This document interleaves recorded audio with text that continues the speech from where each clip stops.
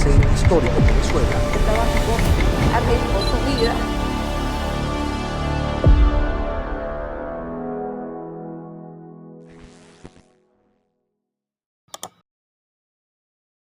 Los testimonios y opiniones emitidos en este espacio representan únicamente el punto de vista de los entrevistados, quienes dan fe de la autenticidad de los hechos.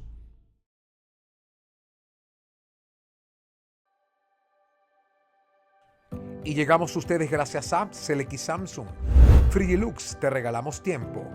Banesco, con Banesco tienes la red más grande de remesadoras. Chocolate San Moritz, el placer del chocolate. Orca Chemicals, la protección que tus techos y paredes necesitan. Perfume Factory, calidad es nuestra esencia sin apariencia.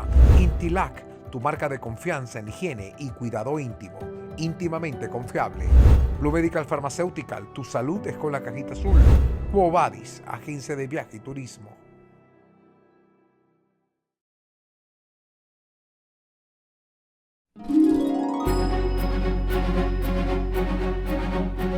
Hay historias que parecen imposibles hasta que un niño decide protagonizarlas. A finales de los años 90, mientras el mundo avanzaba distraído, McGregor Ramos perseguía un objetivo: llegar a Disney. A todos los que vienen a este lugar feliz, bienvenidos. Para él no existían fronteras, protocolos ni mapas. Su brújula era la imaginación. Y esa imaginación lo llevó más lejos de lo que cualquier adulto habría imaginado. Viajó con apenas 8 años, completamente solo, desde Caracas hasta Budapest. Se convirtió en el polizón más joven del país, aunque él rechaza esa etiqueta. Prefiere recordarlo como una ocurrencia o una chispa creativa que terminó convertida en noticia mundial.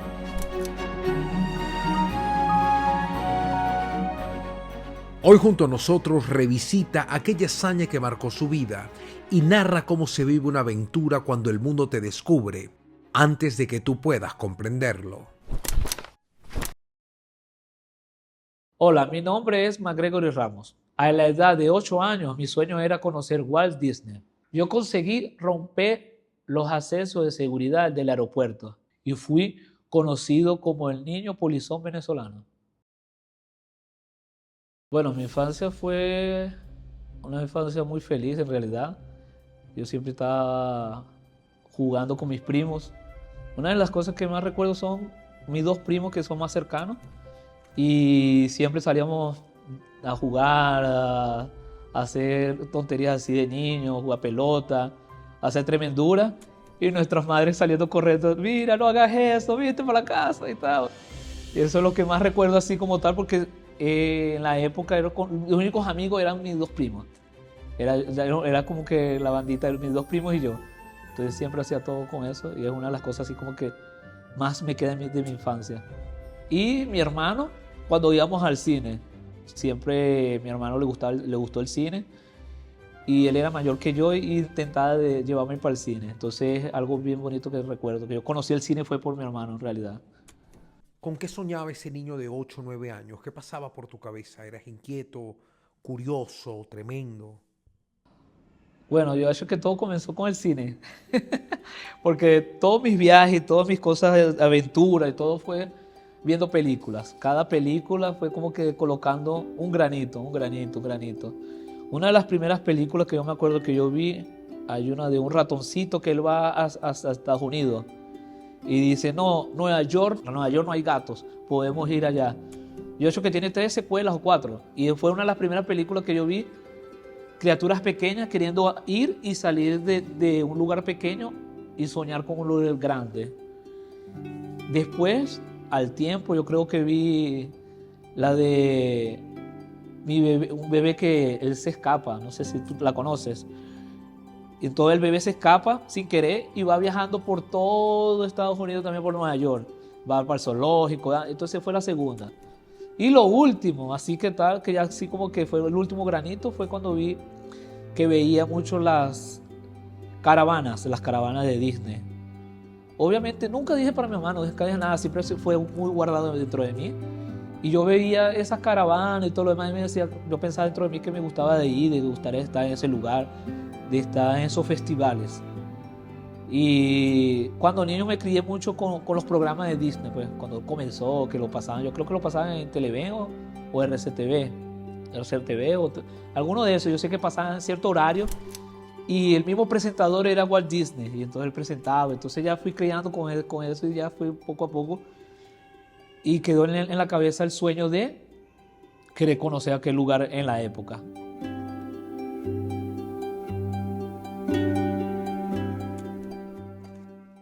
Hablemos de tu mamá.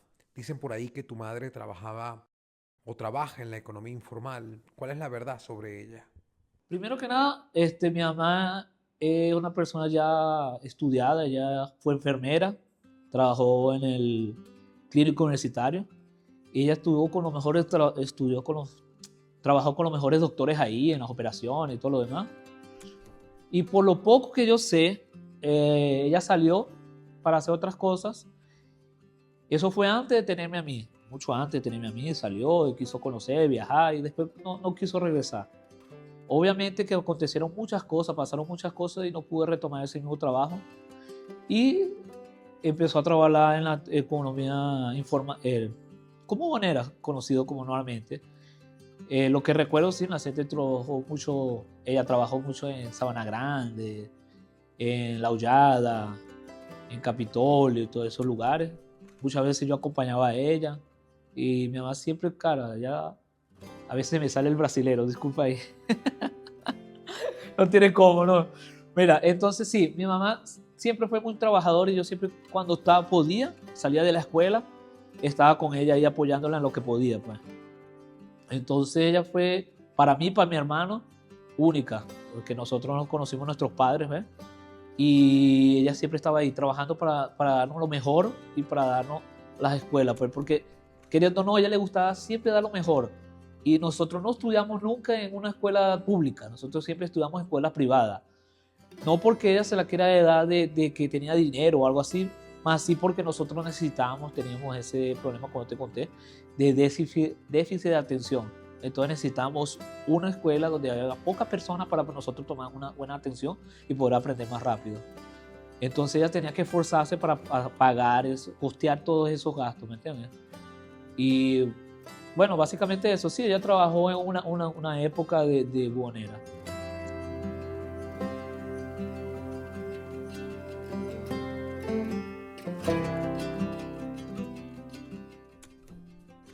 Después de eso, estuvimos en el cementerio, ahí vendíamos, ya era refresco, malta, agua, y en La Hollada también fue esas cosas, pues.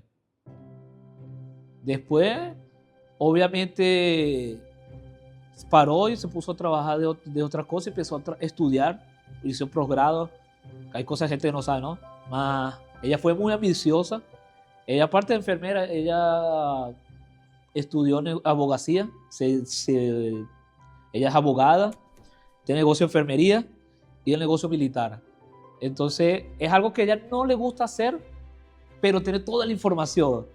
Y aparte de eso, antes de ser enfermera, que yo sé que hay gente que no sabe, ella trabajó para RCTV también, hizo unas películas y unas novelas también, ella fue actriz. Solo que mucha gente no sabe toda la historia que ella viene. Dice, no, ella fue una bonera, una loca. No, ella tiene un repertorio o sea, antes de ser enfermera, porque yo sé que la enfermera fue lo segundo. Ella fue actriz, trabajaba de actriz.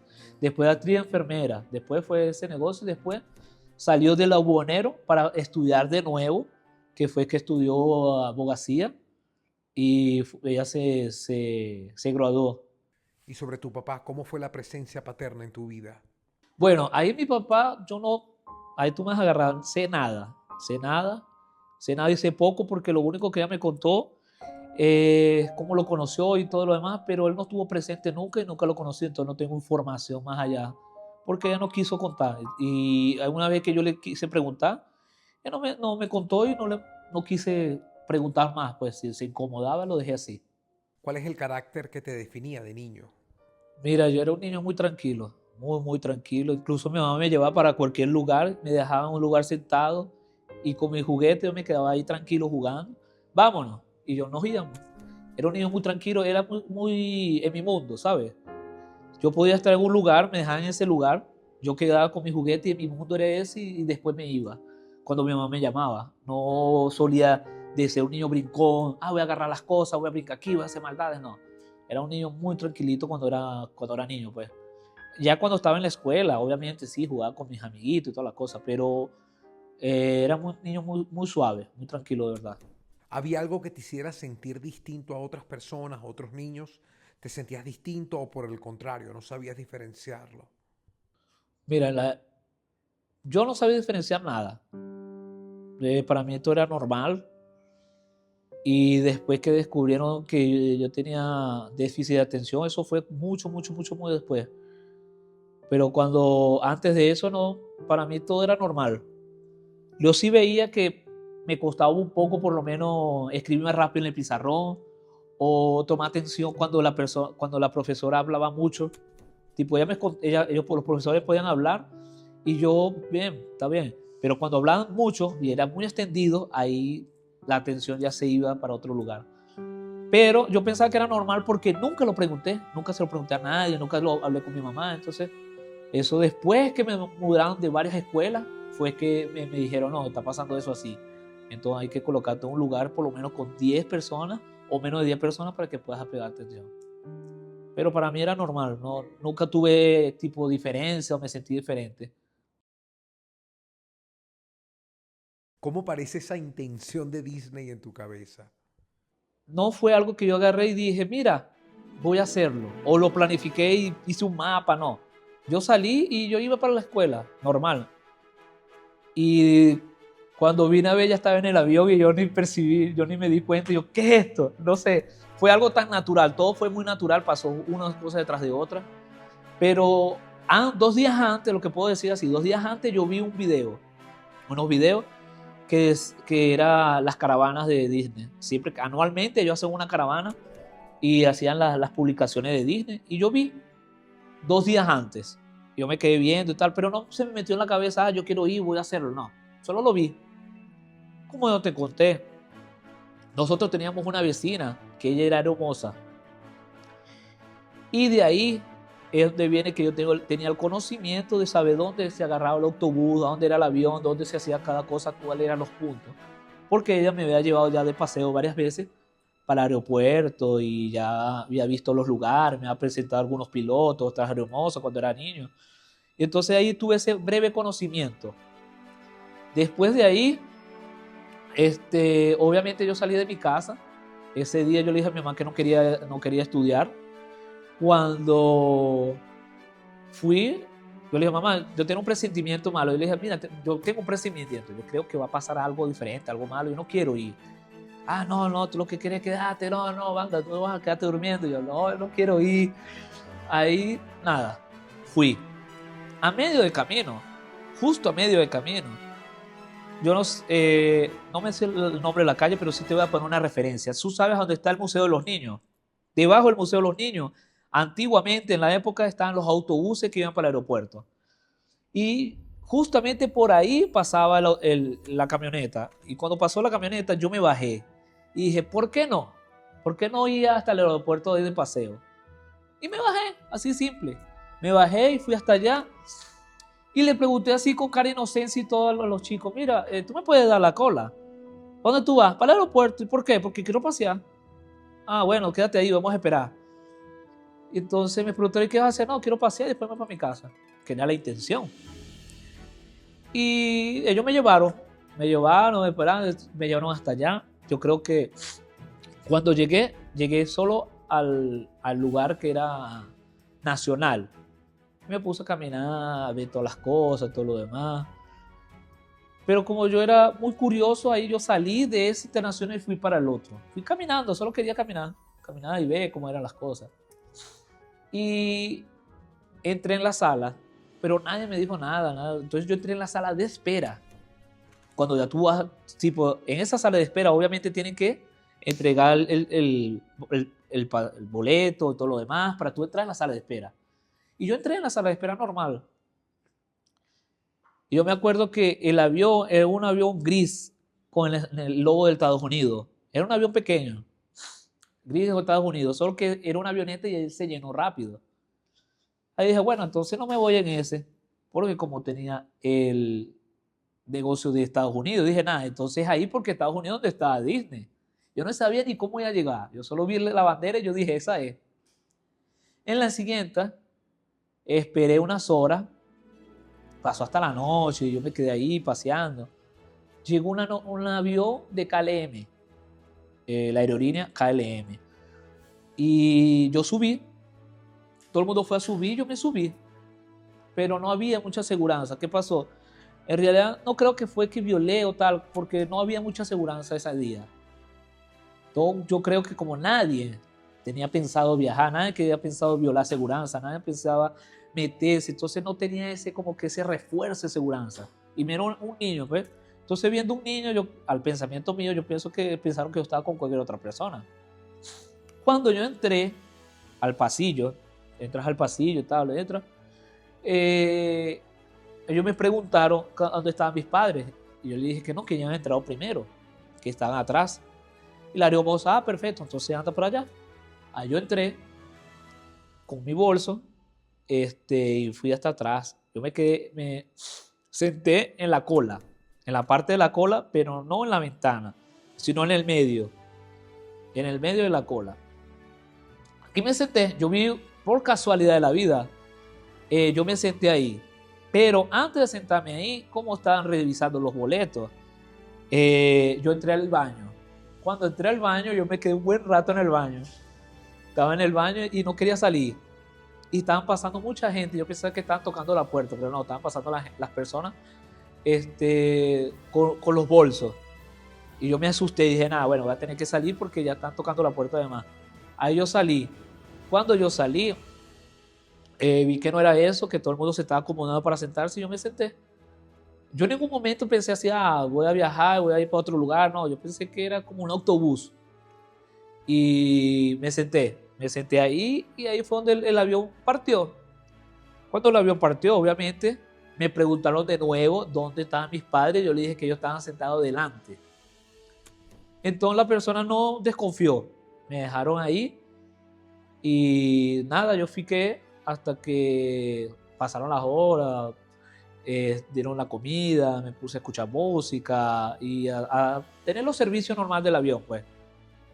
Cuando llego allá, obviamente bajo normal y empiezo a dar vuelta por todo el aeropuerto. Obviamente que el aeropuerto de allá de Ámsterdam, creo que fue la primera parada. A mí me pareció sorprendente porque era muy, muy, muy grande, parecía que como dos centros comerciales juntos. ¿Me entiendes? Dos centros comerciales juntos, tenía McDonald's, tenía todo. Y yo, wow, ¿qué es esto? Y me quedé paseando. Me recuerdo muy bien que también tenía hasta maquinitas gamer de la época. Entonces tenía Mario Bros. Y todo estaban así sueltos para que las personas lo usaran. Y eso me quedé ahí horas jugando, me quedé horas paseando por todo el lugar, me quedé subiendo, desciendo, pero no me dio curiosidad de salir. Solo quería pasear por ahí mismo. Después de eso, se hizo la noche y yo quería regresar. En realidad no fue para irme a otro lugar, sino que yo quería regresar. Ahí yo pensé, nada, yo me monto en otro avión y me regreso. Ya se acabó el viaje, ya se acabó el paseo. No, ahí lamentablemente me llevaron para otro lugar más lejos, pues. Cuando yo veo las banderas, pues. Yo veo que las banderas no son las banderas de Estados Unidos. Yo, ay, ¿dónde estoy yo? Ahora sí me perdí. Porque estaban las banderas así que yo me acuerdo muy bien, era azul, blanco y rojo, creo que eran así, de pie. Y yo, wow, ¿qué es esto? ¿Dónde estoy? No estoy en Estados Unidos. ¿Y ahora? No, yo me quiero regresar. Ahí me monté en una avioneta pequeña también y me llevó más lejos. ¿Cuándo me llevó más lejos? Era una avioneta pequeña que había niños, sí. Y estaba yo también. Ellos no sospecharon porque habían varios niños y dijeron, si hay varios niños, yo creo que debe ser adulto. Y todo empezó fue porque me descubrieron ahí, o más o menos tuvieron una sospecha. Fue porque ellos estaban dando unos juguetes. Me acuerdo muy bien que dieron un rompecabezas, un globito y otra cosa así, una cosa para pintar. Dieron para pintar y tal. Pero antes de eso, la hermosa me dice, yo tengo que darte eso, más tu papá tiene que asignar, tiene que firmar aquí y para que se vea que nosotros lo entregamos. Yo le dije, no, pero él está atrás. ¿Atrás dónde? No tenía cómo usar la misma porque era una avioneta pequeña. Entonces, ¿atrás dónde? Atrás está solo la persona de atrás. Entonces, nada, ahí la aeromoza como que quedó así. Yo le dije, no, bueno, es que él vino en la otra avión. Y, ok. Ella lo dejó así, me dejaron ahí. Pero yo sí vi que ella fue a hablar con el piloto. Y el piloto se quedaron ahí, tal. Cuando yo bajé, ellos como que se quedaron viendo y buscando dónde estaba el adulto, a ver si iba a venir. Yo pasé de nuevo un poco por el otro aeropuerto, solo que ya era tarde, ya todo el mundo estaba saliendo y iban a cerrar. ¿Cuándo iba a salir? Justamente cuando iba a salir, ahí donde fueron el piloto y la hermosa hablaron con los seguranzas, que no me dejaran salir. Me imagino que hablaron eso, ¿no? Porque ellos estaban señalando y me estaban como que no me dejaran salir porque no había un adulto, qué sé yo. Y el seguranza vino a mí y me empezó a hablar. Obviamente que como es aeropuerto, queriendo o no, ellos saben todos los idiomas. Y ellos hablaron conmigo totalmente, usaron varios idiomas, más hasta que descubrieron que era español y hablaron conmigo en español. Ahí me dejaron en la banca y me dejaron esperando. Y empezaron a esperar, esperaron 3 aviones, 4 aviones. Y vieron que no llegaba nadie. Ahí cuando no llegó nadie, sino al aeropuerto, dijeron, bueno, vamos a esperar mañana a ver si llega el adulto y te viene y te vas con él. Yo, bueno, está bien. Ellos me dejaron en una silla, me trajeron comida, me trajeron dulce y todo lo demás, empezaron a hablar conmigo, todo tranquilo. Después de eso, hubo una sala, que yo creo que es una sala para ellos descansar, me dejaron en un cuarto ahí para descansar. Bien. El día siguiente vino el jefe de seguridad y me fueron a preguntar de nuevo. Y no sabía cómo responder porque ya no tenía cómo decir atrás. Y nada, bueno, ahí ellos me colocaron en el escritorio, en la oficina, y me empezaron a preguntar dónde era, todo lo demás. Y claro, yo no sabía porque yo le decía de dónde era, yo no sabía en dónde era. Entonces yo le decía, no, yo vivo en tal lugar, yo soy de tal lugar, más ¿cómo no conocían? Para ellos no sabía cómo hacer. Ellos pegaron mi cuaderno, ellos agarraron, abrieron el bolso y vieron que estaban los cuadernos en la escuela. Porque recordando aquí, cuando yo me fui con el uniforme de la escuela. Entonces, muchas veces las personas, hay un punto que quiero aclarar, que muchas veces dicen, o hay otras cosas, y ponen a grabar a un niño y tal. No, que él fue con un bolso y fue con una ropa y estaba una ropa sucia y quebrada y los zapatos quebrados. No, nada de eso. Yo estaba bien limpiecito, estaba con mi uniforme bien planchado, mis zapatos bien pulidos y yo fui para la escuela así bien arrumado, bien arreglado. Porque imagínate, si yo fuera ido todo pobre, como se puede decir, o todo humilde, no fuera entrado al aeropuerto, no fuera entrado a ningún lugar porque no está representable. Yo estaba muy representable que las personas no tenían cómo sospechar, porque estaba bien vestido, estaba bien perfumado, estaba bien arreglado. Entonces las personas no tenían cómo decir, no, sí, él no es de aquí, o esa persona no pertenece a ninguno de los que están aquí. Entonces, regresando a ese punto, abrieron el bolso, vieron los cuadernos y llamaron a la escuela. Lo primero que hicieron fue llamar a la escuela. Cuando llamaron a la escuela, yo me sorprendí. Ahí yo me empecé a reír de nervios. Y ellos empezaron a hablar. Porque la directora, ¿qué? ¿Cómo? ¿Él está dónde? No, que está en Ámsterdam. ¿Cómo así? No, yo me acuerdo muy bien del negocio de la expresora porque yo era muy querido en la escuela por las profesoras y la directora. Y ella se sorprendió, no, es mentira, dime que es mentira. No, es verdad y tal. Entonces él trancó, después llamó de nuevo y fue a donde ella dijo, no, pero es que su mamá está aquí, está pasando que tiene unos reportajes, él está perdido hace tiempo. Es verdad, es mismo, sí. Ella le preguntó, ¿cómo es él? Y ella el señor le empezó a decir todo. No, sí es él estudiaba aquí, él es tal. Y él no vino de clase tal día y desde tal día está perdido. Y yo creo que fue, 3, 4 días ese viaje. Ese viaje no duró mucho, una semana, vamos a ponerle, una semana. Y entonces, cuando trancaron, obviamente dijeron, nada, vamos a regresarlo de nuevo a la otra ciudad y después a Venezuela. El trato allá fue muy bueno, ¿sabes? Yo estuve esperando el avión, estuve en una sala que es una sala de espera de niños. Allá hay juegos, tenía baño, tipo es, mira, es A1, pues, no sé cómo decirte, pero tenía todo para un niño esperar y no sentirse fuera de lugar. Porque allá tenía la costumbre de los niños viajar solos. Entonces, que los niños se quedan en esa sala de espera, viajaban solos, esperaban el avión y después iban. Y era algo muy común allá. En Venezuela no era así, pero allá ya era común. Yo me quedé esperando ahí, conocí a varias personas, a varios niños, a varias personas de varios países. Después el día siguiente, yo me quedé ahí hasta en la noche y el día siguiente tenía que regresar, que es donde estaba el avión ya. Incluso, ahí ya me dieron más cosas así de presente, me dieron unas chaquetas, unas ropas. Y no, para que tú tengas allá remembranza, entonces muchas cosas así con la marca de KLM. Unas camisas, un negocio, pero estaban todo nuevo, unas mantas, un poco de negocio, un poco de cosas de KLM y yo lo guardé para traérmelo para mi país, pues. Antes de irme, en ese mismo lugar me dieron cajas de chocolate, me dieron galletas, me dieron un poco de presentes, de regalos, me dieron un poco de regalos que era para mí traerlo para acá. Orca Química, protección para tus techos y paredes.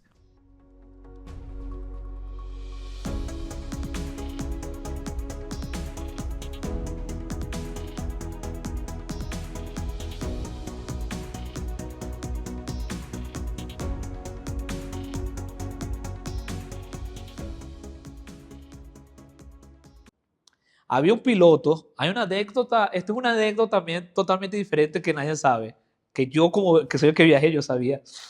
Me dijeron así, mira, si dado caso, no aparecen los padres, dado caso la situación, él no puede regresar, hay un piloto que se enteró de la información y él lo quiere adoptar. Yo, ¿cómo así que me quiere adoptar? Y yo me recuerdo que entre los pilotos que estaban hablando era uno de los mejores pilotos, el más famoso de todos ellos y tipo más remunerado. Tanto así que él viajó, él ya había salido y él pegó otro avión solo para ir a conocerme. Entonces, él fue hasta allá antes de yo irme y él viajó para ir a conocerme y hablar conmigo. Y cuando me vio, él me abrazó y todo, habló conmigo, me levantó y yo así sin entender nada. Yo, ¿quién eres tú? Y me dice, no, si tu padre no viene, yo te adopto, yo te quiero, tú eres increíble y todo lo demás. Y yo sí sabía así mucho, ¿sabes? Porque a mí nadie me había contado hasta ahí. El único que me contó un poquito de lo que estaba pasando afuera fue él. Porque ninguno de los demás me contaron, nadie me había contado nada como para que no me quedara nervioso ni nada por el estilo. Bueno, la noche quedé durmiendo ahí y el día siguiente, en la mañana salió el avión.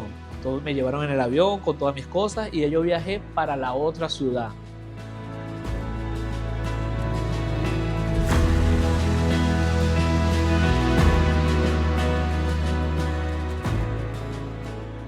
Ahí me quedé más o menos unas horas también, que fue cuando dieron. Y en ese viaje, que fue un poquito más largo, para Venezuela, yo me vi 2 o 3 películas. Una de las películas que conocí ahí fue la de Yo en la selva. No sé si tú te acuerdas, tú lo viste y tal, Yo en la selva. Entonces yo digo, ¿por qué eso? Porque ya hablando de las ciertas películas, el negocio de lo que estaba pasando en esa época, estaban las Spice Girls, estaban los Backstreet Boys, las personas ya pueden como que ver el cronograma de cada cosa y ver que la historia es verdad. Porque si no colocas esos puntos, las personas dicen, ajá, y esto, y el otro. Más sí, en la época cuando yo fui escuchando Backstreet Boys, la Spice Girls, y después fui regresando viendo Llora en la selva. Tras recibir el resguardo y la protección de quienes lo repatriaron, comenzó para él la etapa más difícil.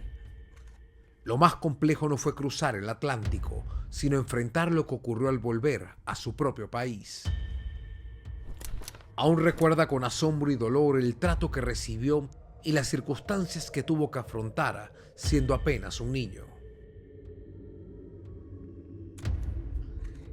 Salgo el pasillo.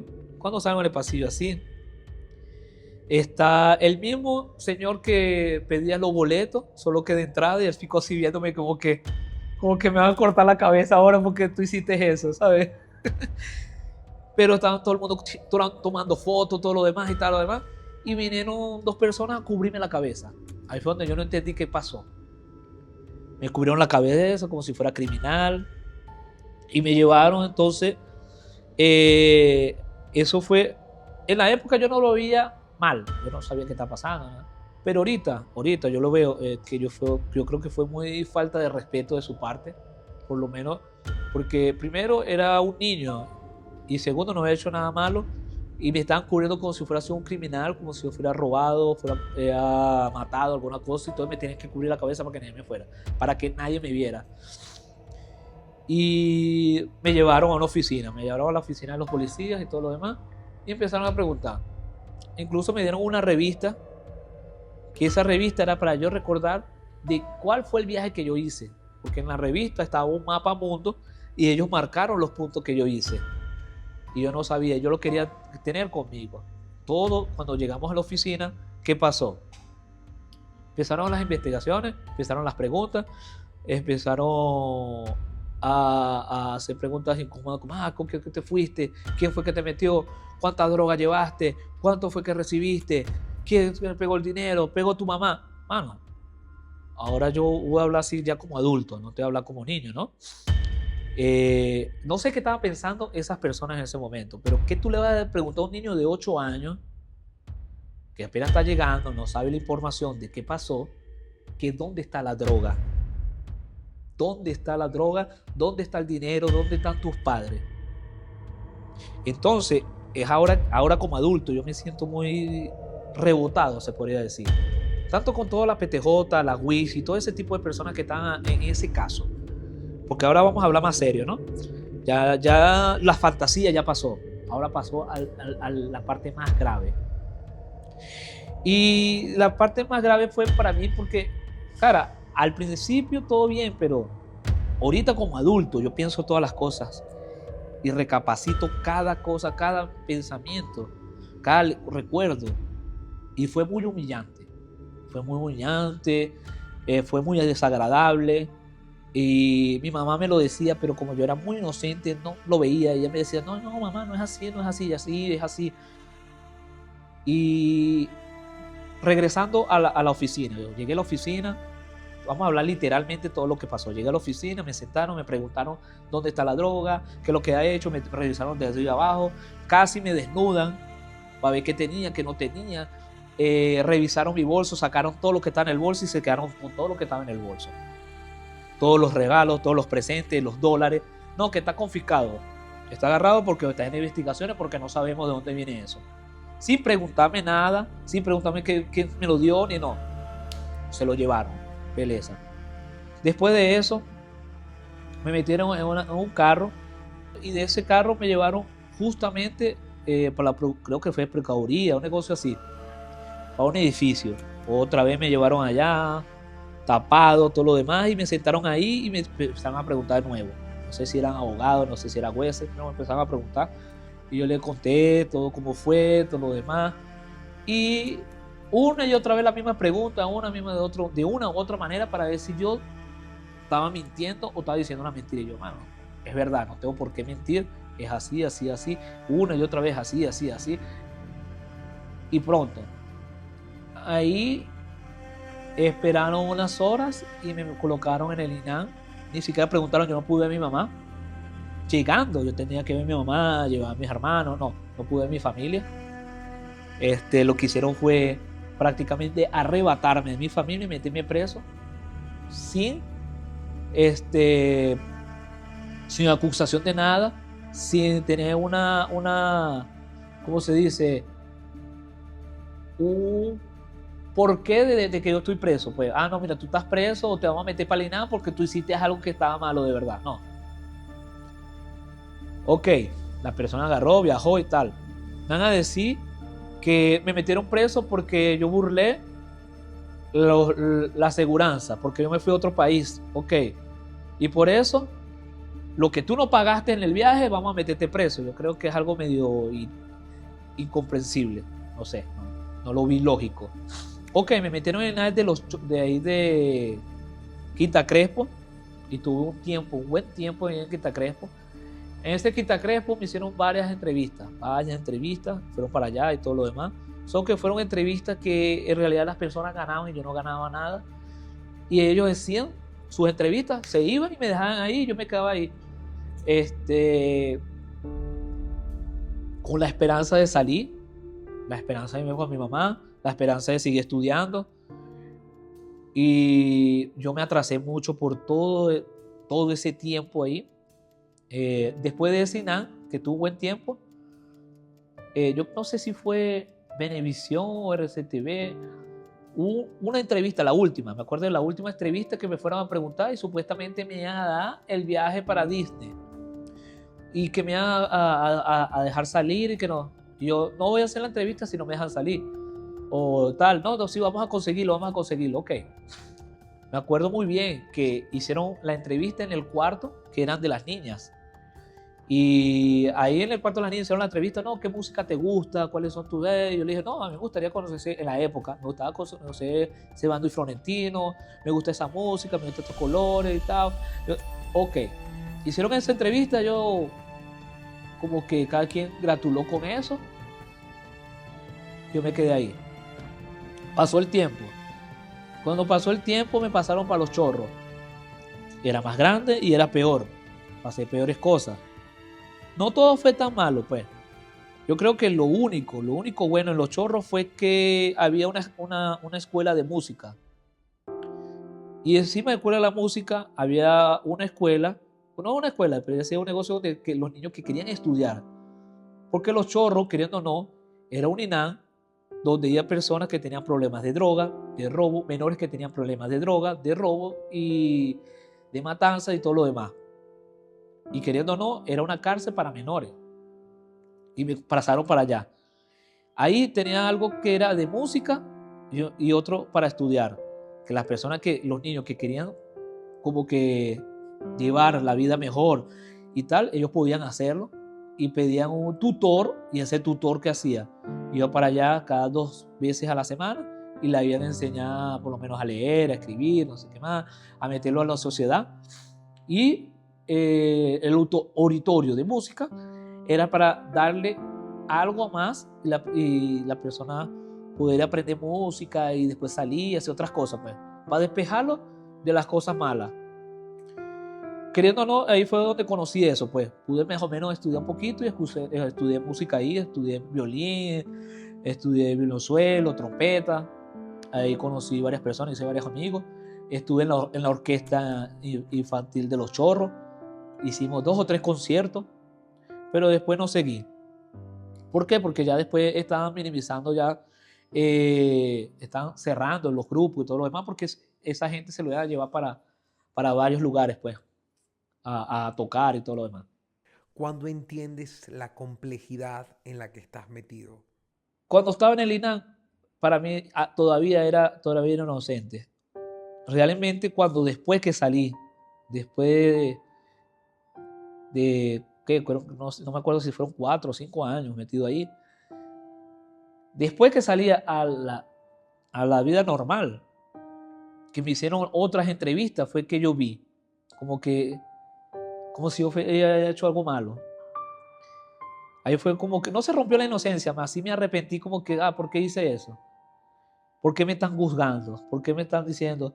Porque yo veía mucha crítica y todo el mundo decía que era droga, que era tráfico, que era porque había robado, y yo no quería hablar de eso, ¿verdad? Yo no era el tipo de persona, yo soy famoso, yo quiero hablar, mira, me reconocen. No, si a mí me reconocían en la calle, yo decía que no era yo. No soy yo. No, yo no sé qué estás hablando. Porque para mí no era un orgullo. Después de vivir muchas cosas que viví en el INAN, muchas cosas que me hicieron pasar, yo no quería hablar de eso. A mí no me sentía feliz, yo no sentía como que orgulloso. No me sentía orgulloso. Y ahora también no me siento orgulloso. Fue algo que pasó, fue inocente y fue algo que ni pensé ni planeé. Fue algo que solo se dio.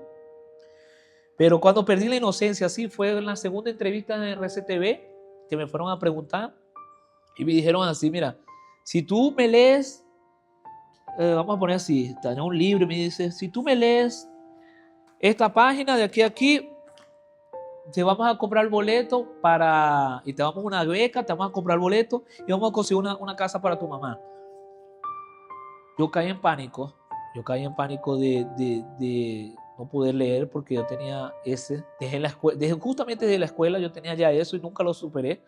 Ya cuando adulto sí, pero cuando era niño, adolescente no lo superé y me ponían 2 o 3 personas o una sola persona se quedaba viéndome para que yo leyera, a mí me daba pánico, yo no conseguía leer. Y yo prefería decir que no sabía leer y que no sabía nada, que me quedaran viendo y quedarme en ese pánico y tormentando y que me vieran. Entonces no me gustaba. Y yo nunca hablé para mi mamá eso. Hasta ahora ella no sabe eso, que lo que yo tenía era pánico en realidad, en vez de no saber leer. Entonces yo me quedaba en mi mundo y quedaba cerrado y no quería hablar, no quería ver esto. Y yo sabiendo, más no sabía cómo expresarlo. ¿Sientes que se fracturó la relación con tu mamá? No, mi mamá más bien, yo creo que después de eso quedó mucho más unida conmigo y las veces que me conseguía visitar era un amor, si ella pudiera estar 24/7, si pudiera quedarse durmiendo conmigo en el INAN, se quedaba. Ella hacía siempre lo posible. Hubieron veces que no la dejaban visitarme, hubo veces que ella no la dejaban entrar, ella se quedaba mal y cuando me veía me contaba las situaciones. Y cuando yo salí, obviamente fue más unido, no quebró. Yo creo que fue más unión porque ella sintió la falta de todos esos años y de todo ese tiempo que no estuve con ella. Y tuvo más tiempo conmigo, pudimos hacer cosas más juntos, buscar la manera de estudiar, de recuperar ese tiempo perdido. Fue un poco difícil recuperarlo. Bueno, no se recuperó en realidad, pero sí sigue adelante, porque no se recupera el tiempo que se pierde. Pero sí sigue adelante y abortar la página y seguir adelante, pues. Y apoyarme. Queriéndonos siempre me apoyó. Mira, tú puedes estudiar, tú puedes hacer esto, no te quedes ahí. Vamos a buscarte en un lugar, vamos a buscarte el otro. Y motivación, siempre me dio motivación a seguir adelante. Entonces no hubo esa crevadura como que, no, ya perdí mi hijo, yo perdí mi mamá, no. Fue más unión en realidad. ¿Dónde podemos ver ese gran dolor de un niño que no tiene herramientas, que lo separan de su mamá, que lo separan de la familia, de sus amigos? Entonces, ahí es un punto muy importante. Yo vine a saber ya eso, ya después que estaba afuera en realidad. Y un poquito cuando me venía en el avión. Yo no sabía lo que estaba pasando. Yo no sabía que mucha gente lo conocía. Yo no sabía que iban a entrevistas. Yo no sabía que personas... La magnitud. No sabía la magnitud de eso. Solo después de salir del INAH, fue como que más o menos tuve un poco de conocimiento. Yo no sabía ni que era conocido, ni que había entrevistas, ni que toda la gente de esa me conocía, ni que la gente por las redes, por lugares me apoyaban y decían, mira, tú puedes, tú esto, tú el otro. Sino fue después que yo me enteré. Y como te dije, lo más difícil fue cuando prometían cosas que nunca daban. Por lo menos una beca para estudiar, sabiendo que yo tenía que estudiar en una escuela privada, porque me dieron una beca. Pero sí supuestamente decían, no, cuando aprendas a leer, te vas a ayudar. Ok, si no estás estudiando, ¿cómo aprendes supuestamente a leer o a fluir? Entonces era muy es irónico. Es como que tú le vas a dar comida a una persona que no tiene dientes. ¿Cómo come? ¿Cómo lo come una persona que no tiene dientes? Entonces tú le prometes, no, cuando tú te comas toda la comida, yo te voy a dar un regalo. El niño no tiene dientes o no tiene comida, ¿cómo hace? Entonces es algo irónico. Entonces me prometían cosas, me prometieron, no, tú vas para Disney, tú vas a hacer esto, vamos a ayudar a tu mamá, le vamos a dar un trabajo, le vamos a dar una casa que en la época necesitábamos. Apoyos básicos de que necesitamos cuando yo era pequeño. Y nunca llegó nada, entonces yo me sentí así como decepcionado de que la gente prometía, pegaban las entrevistas, agarraban todo, sacaban todo su provecho y nos dejaban solo después sin nada. Entonces ahí fue cuando yo pensé, cara, no voy a hacer más entrevistas, no voy a decir nada. No. Yo no fui atrás también, no me daba interés de ir atrás de algo que la gente solo quería el provecho para eso, sus cosas, de la información, de lo que había pasado, pero no se preocupaban por cómo estaba de verdad, o qué tienes, qué necesitas, cómo están ustedes, qué necesitan para ustedes poder ir y demostrar las cosas como son, o contarnos más, o las cosas no. Las personas no. Incluso lo que estás haciendo tú aquí, nadie se preocupó. En la época, nadie se preocupó en realidad hacer esas preguntas de verdad. Cómo conocer A McGregory, como persona, como niño, no. Las personas solo querían saber la historia, qué pasó y fuera. Más no quién era el niño, qué vivía, cómo vivía, qué es lo que pensaba, qué es lo que sentía, cómo estaban sus madres. No, nadie se preocupó por eso en la época. Estamos hablando ya de lo que entrevistaba, de la policía, de los juzgados, de esas personas, pues. ¿Y cómo manejaste el aspecto emocional y psicológico? ¿En algún momento buscaste ayuda? ¿En algún momento lo drenaste con otra cosa? ¿Con algún deporte, por ejemplo? Yo creo que fueron con mis dibujos. Yo dibujaba mucho. Pero me enfoqué mucho en dibujar, en mejorar mis dibujos y en saber más cosas, en aprender, en estudiar, en recuperar el tiempo que perdí en eso. Pero nunca fue una ayuda psicológica. Tipo, es que para mí fue así. Fue frustrante, fue malo, pero no fue algo que va a quedar en mi vida y quedó en mi vida como que marcado y yo voy a quedar recordando con odio. No, pasó, ok, pasa la página, vamos a seguir adelante y vamos a ver lo que va a venir ahora para mi vida. Así lo vi yo. Yo no quedé con el rencor. Obviamente que ahorita medio pienso una que otras cosas y sí me da rabia, pues. Pero no le tengo presente ese rencor, esa rabia. Ah, sí, porque hicieron, no. Lo que pasó, pasó, ya pasó y ahora es nueva vida y es lo que continúa. ¿Cómo te sientes cuando te dicen que eres el polizón más pequeño de la historia? Una palabra que incluso puede sonar fuerte. Mira, yo no colocaría el polizón, porque como tú dijiste ya es una palabra muy fuerte y más para un niño. Pero para mí ya sería por lo menos un niño viajero con ilusiones y sueños. Ya después de adulto, obviamente, siempre le agarré cariño al viajar, al conocer nuevos países, nuevos horizontes. Y yo lo único que quería era eso, conocer nuevos lugares y después regresar. No era como que voy a conocer nuevos lugares, pasar las fronteras sin importarme que estoy infringiendo la ley. Para mí, yo no estaba infringiendo la ley porque no sabía lo que estaba haciendo. Yo no sabía que eso era ilegal. Si yo tenía un poquito de conciencia que eso era ilegal, yo creo que no lo fuera hecho. Porque siempre fui muy correcto desde niño. Mi mamá siempre me enseñó las cosas que tenía que hacer y las que no tenía que hacer.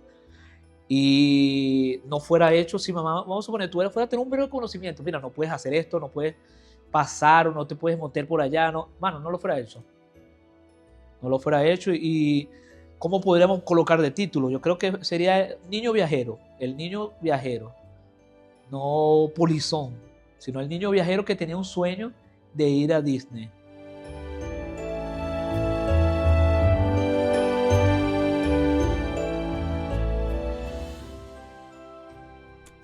Ahora va la pregunta que todos nos hacemos. ¿Conociste Disney?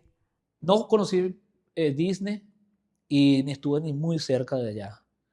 Sí tenía el sueño, incluso antes de ya después yo salí del INAH y todo lo demás, yo quería conocer Disney y tenía ese sueño, pero no lo conocí. Y no sé ni cómo es, ni nada. Obviamente que por tela, por pantallas, yo puedo saber, pero en persona nunca tuve la oportunidad, hasta ahora no tuve la oportunidad. Hay gente que dice que tú eres mi pobre angelito venezolano. ¿Qué les respondes? Yo no me acuerdo si esa película fue después o fue antes, pero para ponerlo, no son iguales, somos muy diferentes. Esa película me gustó mucho en realidad, pero la situación que pasa mi pobre angelito a la que yo pasé, lo único que se puede como que unir sería el coraje de seguir adelante y no tener miedo a pasar fronteras. Yo creo que eso sería lo único, pero de medio de tanta situación, las situaciones fueron totalmente diferentes una a otra.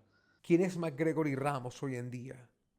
Yo me vine para Brasil hace tiempo, pero no me vine, bueno, me gusta aclarar las cosas, pues. No es por hacerlo más a largo, pero sí aclarar, porque cuando aclara los puntos ya todo es mejor. Yo me vine para Brasil, después de mucho tiempo yo seguí estudiando, me gradué y después me interesaron las artes plásticas, lo que es pintura, cuadros, todo eso. Después estudié un poco inglés, después hice unos cursos de audiovisual, que me gusta mucho lo que es el filmaje, hacer películas, producción. Y en ese tiempo yo no tenía para pagar mis cursos yo conocí unos amigos y ellos hacían piercing. Por medio de ellos yo conocí el piercing, el modo passion, que se le dice, y empecé a frecuentar las tiendas de ellos, a frecuentar y todo lo demás, hasta que yo le pedí aprender. Ellos vinieron, me enseñaron a colocar piercing y estuve trabajando un tiempo con ellos de freelance. Cuando yo me quería comprar mis utensilios para yo tener todos mis utensilios de piercing, ellos me vieron dibujando en un papel. Me vieron, ¿por qué tú no te pones a tatuar mejor? Ya que tú dibujas bonito y el tatú, si tú compras una máquina de tatú, vas a hacer dinero y vas a poder comprar material de piercing después. Y fue lo que yo hice. Reuní, me compré material y me puse a tatuar. Después agarré la carrera de tatuador y de body piercing. En la época no había muchos conocimientos o escuela o alguien que te quería enseñar en Venezuela. Y yo vi en las redes sociales, Facebook, una escuela aquí en San Pablo que decía la primera escuela de tatuaje para tatuadores. Reuní un dinero y me vine. Claro, eso no fue así de fácil, es una historia más larga. Pero llegando al punto fue que me vine a Brasil a estudiar tatuaje y hasta ahora estoy aquí, bueno, ya estuve estudiando un buen tiempo y estoy desarrollando la carrera de tatuador y body piercing.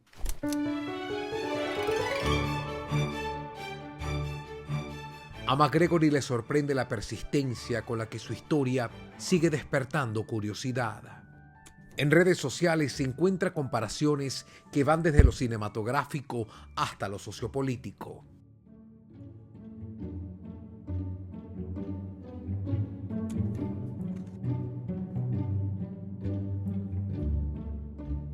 Algunos lo llaman mi pobre angelito venezolano. Otros comentan que su travesía parecía encarnar al venezolano que sin saberlo quería irse del país ante la inminente llegada de Chávez al poder. Y está también el humor maternal, quienes aseguran que de haber sido su hijo todavía estaría recibiendo los clásicos chancletazos por aquella aventura. Entre exageraciones, lecturas ajenas y paralelos que poco tienen que ver con él, McGregory observa cómo su historia ha sido reinterpretada una y otra vez. Y lo aclara con firmeza, aquello no fue un acto de maldad. Solo fue una ocurrencia, un impulso inocente, el gesto espontáneo de un niño que creyó que los sueños podían seguirse sin miedo. No quedé loco, no quedé huérfano. No conseguí conocer Disney, pero tampoco eso fue algo que me atrasó para yo quedar en el olvido, sino que yo seguí mi vida. Estoy bien, estoy trabajando, tengo mi familia y nada, se puede decir que yo superé. Fue una experiencia que viví cuando niño, que fueron por varias etapas y conseguí superar. Y ahora estoy siguiendo mi vida normal, sin rencor, sin pensar por qué no lo logré. Incluso, si no me fuera mostrado este video que tú hiciste, mi hermano, ni lo fuera recordado porque estaba viviendo mi vida. Y mucha gente que me conoce aquí en Brasil ni saben por qué no cuento, no conté nunca ese secreto. Era muy, muy mío. Y hay gente que me conoce hace años aquí en Brasil, vecino, compañero de trabajo, nadie sabe de nada. Entonces, ¿por qué? Porque yo siempre fui muy reservado. Y como lo superé, no lo veía importante estar hablando para todo el mundo. Yo soy tal persona, yo soy tal esto, yo soy esto. No. Porque como te dije, no me sentía orgulloso porque después me hicieron sentir como que yo era una persona que ella juzgado, un villano, vamos a ponérselo así, como si yo fuera sido un ladrón, un asesino. Entonces no quería hablar de un tema que era mal visto. Entonces como era mal visto, no quería hablar más de eso. Entonces lo dejé para atrás. ¿Qué fue lo más difícil, McGregory, que te tocó vivir? Mira, lo más difícil, lo único que sí no voy a superar, que por una travesura, la carrera que yo quería tomar no pude tomarla. Y yo perdí muchos años de mi vida por eso. Y perdí estudio, y perdí concentración y foco. Y tuve que pegar otras carreras y tuve que hacer otras cosas porque ya no tenía el mismo foco. Y yo me pongo a pensar, si yo no fuera viajado y fuera continuado, yo creo que no estuviera ni en Brasil y no estuviera tatuando, no estuviera con esa carrera y fuera seguido mi carrera, que lo que yo tenía pensado era hacer, era entrar en la rama de medicina o científico, porque yo estaba estudiando muy fuerte en la época para eso, para poder tener buenas notas y quedar en esa carrera. Entonces yo vi que perdí una oportunidad de entrar a una buena carrera que yo quería por una travesura de niño y que no fue pensada, sino que fue solamente, lo hice sin pensar. Mi última pregunta tiene que ver con Venezuela, con el país. ¿Cómo es tu relación con ella? ¿Vienes pronto? Mira, tengo 11 años aquí ya en Brasil y solo fui una vez porque estaba muy cerca de la frontera. Pasé mi último diciembre con mi mamá y la última vez que yo me vine para Brasil ella me acompañó hasta el terminal, estábamos juntos. Pero después de eso tuve 11 años y no he podido votar a Venezuela. Cuando iba a votar, ha pasado aquel problema, varios problemas políticos. Cerraron fronteras y siempre está pasando alguna cosa y no he podido votar. Pero sí he querido ir a visitar a mi familia, he querido ir a visitar mi país, claro. Y obviamente que extraño mi país, extraño mi gente, extraño mi familia. Muchas veces he podido hablar con ellos por el teléfono, pero no es lo mismo, ¿sabes? No es lo mismo tú poder estar con ellos cerca. Y sí tengo planes a regresar, a quedarme una temporada en Venezuela, a ver a mi mamá, a compartir con mis hermanos. Yo creo que ya para el año que viene yo tengo pensado sí dar una visita.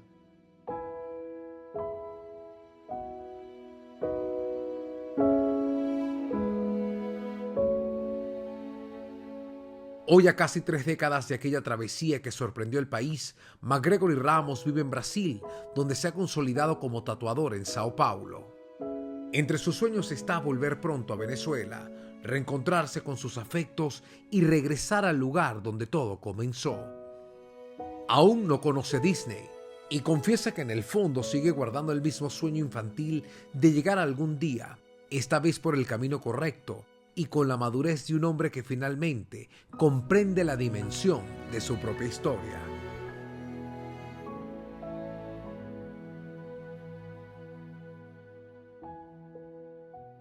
Y llegamos a ustedes gracias a Select Samsung.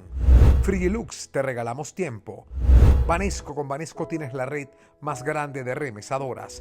Chocolate San Moritz, el placer del chocolate. Orca Chemicals, la protección que tus techos y paredes necesitan. Perfume Factory, calidad es nuestra esencia sin apariencia. Intilac, tu marca de confianza en higiene y cuidado íntimo, íntimamente confiable. Blue Medical Pharmaceutical, tu salud es con la cajita azul. Quo Vadis, agencia de viaje y turismo.